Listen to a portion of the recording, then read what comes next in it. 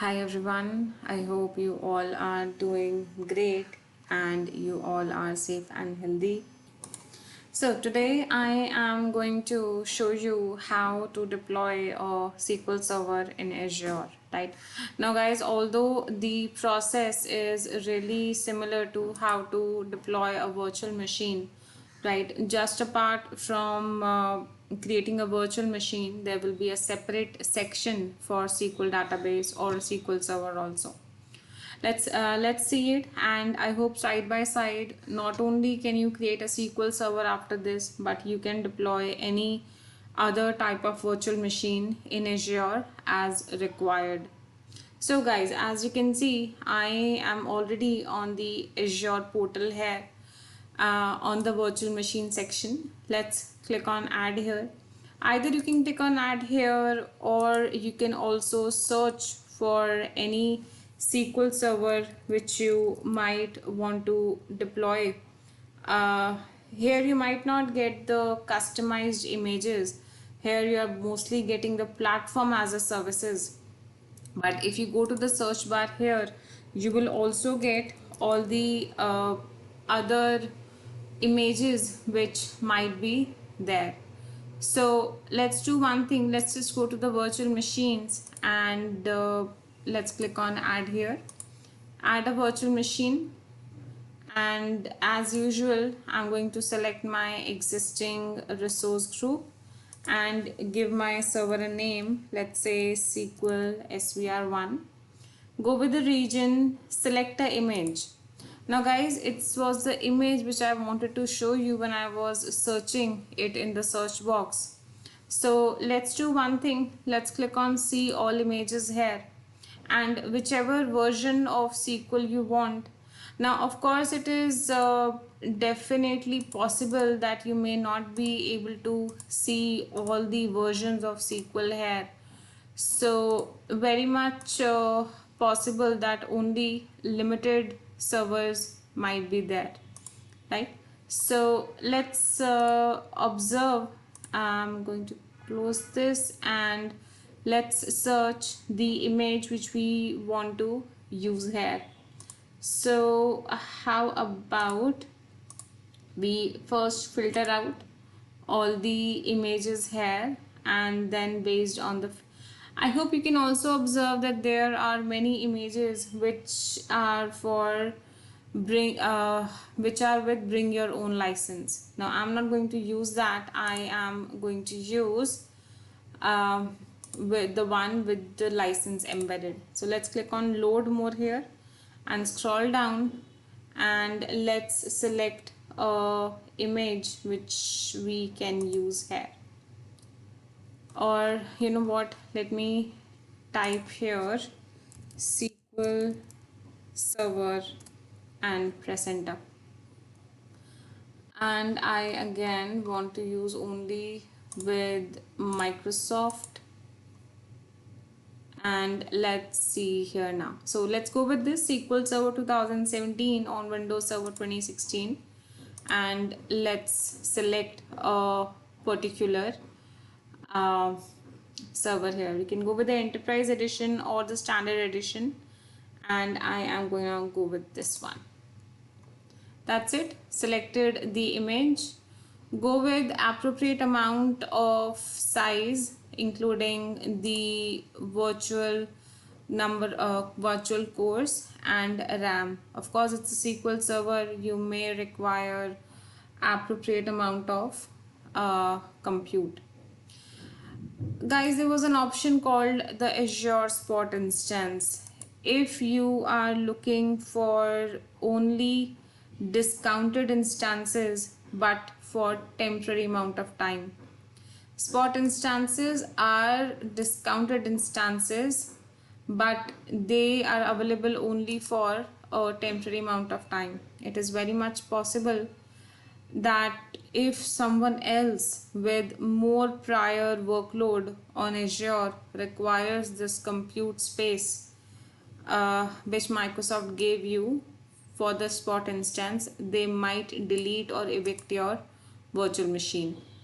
So use this only if you have a temporary workload or a workload which can handle some sort of interruption.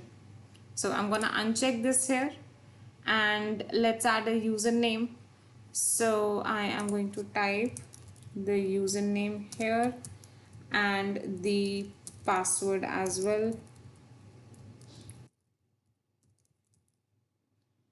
Now, to connect to my virtual machine, I would want to enable the RDP, which is already enabled.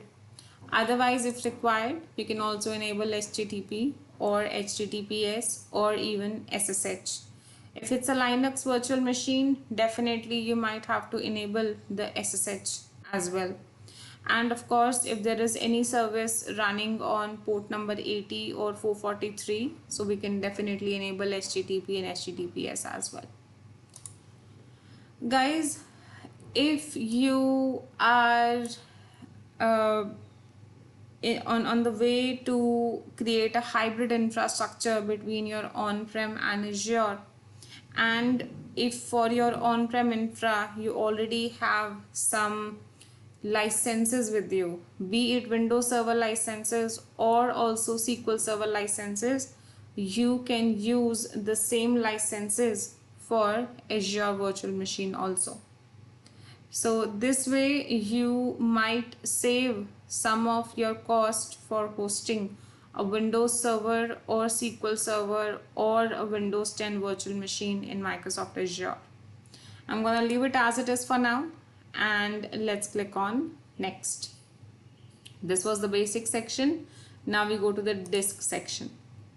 Guys, by default, the operating system disk of the virtual machine will be of solid state drive and it will be kept in a single data center. If you want to save up on your cost or if you want to compromise with the performance of the disk, you can always go for standard SSDs or magnetic standard hard disk drive as well. Guys, whatever type of storage we have in Azure, including this disk of the virtual machine, they all are already encrypted at rest using a key which is managed by Microsoft or managed by Microsoft Azure. If you want, you can very well use our own key, right? But for that, make sure you already have an encryption set ready with you. So I'm going to go with the default for now. While configuring this particular disk, you also have option of using a managed disk. By default it is a managed disk only, but just in case you opt for an unmanaged disk, you will have to specify a storage account where this particular disk will be kept. But I think if you can observe on the screen, see that it's a managed disk which is recommended by Microsoft because of features like high fault tolerance or high availability or greater scalability. So for now, I'm again going to go with the managed disk only. And if required, we can also go with the ephemeral disk. Now I'm going to go with the default and let's click on next for the networking section. Networking section, guys, I already have a virtual network created earlier, and within this virtual network, in this subnet, my virtual machine will be deployed. If it is required, we can also go with a public IP, attach it to your virtual machine, or for now, I'm not gonna attach a public IP. A network security group will be created and will be applied on the NIC interface, on the network interface card, the VNIC or the network adapter of your virtual machine. Guys, this NIC is like, or this network security group on the NIC is like a firewall. Which port numbers or services you want to enable, we can specify here. I hope you can observe right now only these 4 options are there, but when you click on advanced, you can also very well select any existing network security group where you might have configured some custom rules based on your firewall requirement. So I'm gonna go with the basic option as of now, the default one. And then you also have accelerated networking here, guys. This is a service basically enabling a feature on your network interface so that your network throughput can be better. Now, for now, this is not available due to my VM size. So let's move on. If you are deploying this virtual machine or the SQL server to stand behind a load balancer, so we can also enable the load balancing services, right? For now, we're not using any load balancer, so I'm gonna uncheck this. Now, let's click on next, management. Guys, by default, the Azure virtual machine is always by default if you have the security center service, it will be automatically enabled, the basic plan, which is also free by default. So you enable it so that it can detect any kind of issues with your virtual machine. For monitoring, guys, you have the diagnostic services, boot diagnostics, and operating system guest diagnostics. All these services or all these diagnostics or the monitoring services are going to store the log information in a storage account in Azure. Fine. So as you can observe, I'm not going for a custom storage account and not for a managed storage account which will be managed by Microsoft. No, I want my own storage account. So as you can observe, it will get created here. You have option of system assigned managed identity. This is a option if you want to assign a security identifier for this virtual machine in Azure Active Directory. If you want, we can assign that. We don't have Azure AD login on this machine. It's a SQL server, so we're not doing that. If you want to enable automatic shutdown on the virtual machine, you can define a schedule here. Want to enable the disaster recovery services on the virtual machine, guys, again we can do this later on also. So for now I'm gonna uncheck this. How do you want to manage the updates on this machine? Whether you want Microsoft to manage it or whether you want to manage it manually, maybe using any of your on-premises tool. So we can specify the guest OS updates here. Now I'm going to go with the default and let's click on next. Advanced, for now guys, I'm gonna leave it as it is, default settings, and go with the SQL Server settings. And as I was saying earlier, you can specify the SQL Server settings. First of all, from where do you want to allow the connectivity of the SQL Server, right? So specify that, specify on which port number will it be enabled. How do you want to authenticate on this SQL Server? Via using the Windows authentication, which is the by default option, of course, or do you also want to enable SQL authentication? Whether you want to integrate the SQL Server with the Azure Key Vault or no. So for now I'm gonna keep it disabled. Now guys, this is SQL, right? So of course we need a lot of storage as well. So observe here that for the storage purpose there is a default configuration. If required, we can definitely change the configuration here. By default for SQL Server, they are creating two separate drives, one for storing the data and one for storing the logs, right? Now that's completely up to you whether you want to use the same disk for both of them or two separate disks. For now, first of all, for the data disk, I am going to reduce the size and I'm just gonna go with 256 GB. Of course, cost matters here. And even for the log storage, for now, I am going to use the same drive. So guys, maybe for your production environment, you are never going to do this. You definitely should have dedicated disk, right, for both data and the logs.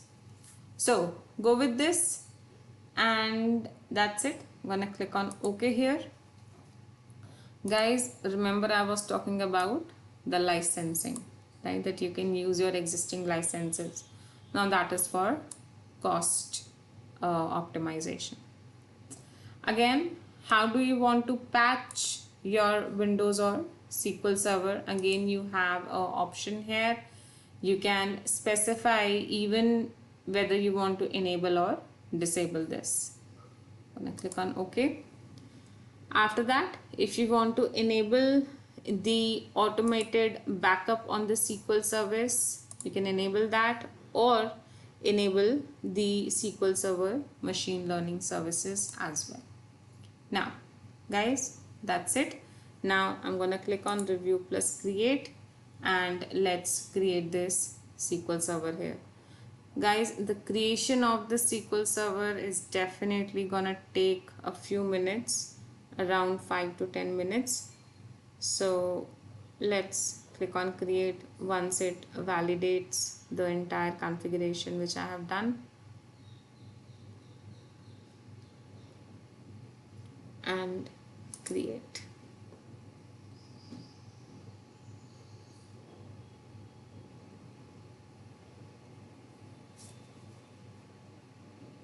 As you can observe, the deployment is getting initialized.